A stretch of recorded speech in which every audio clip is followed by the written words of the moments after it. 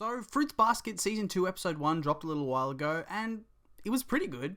It wasn't really anything special though, which is always a little bit of a shame for the first episode of a season. So, the good. The new intro is pretty swish, and it foreshadows the major events to come at the beach. As for the song that goes with it, it's okay. We got introduced to Kakeru and Machi, which is probably the only real significant development in this episode, and they'll play a bigger role as the show progresses. There are a couple of good jokes, my favourites being Yuki's realisation that Kakeru reminds him of Ayame, his despair when he discovers they're his council members, and Shigeru's rant at Kyo when he can't piece together his obvious hints.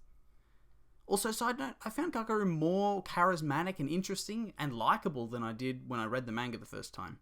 So, there was a lot to love about the episode, but in my opinion, there were also things that I really didn't like. First up, there wasn't really any development whatsoever in this episode. We introduced some new characters and we saw that Yuki came out of his shell, but we saw that earlier in Season 1. This isn't a new development for him. In terms of the overall plot, it was just kind of a standstill. And I understand that not every episode can push the plot forward significantly, but I feel like premieres and finales should.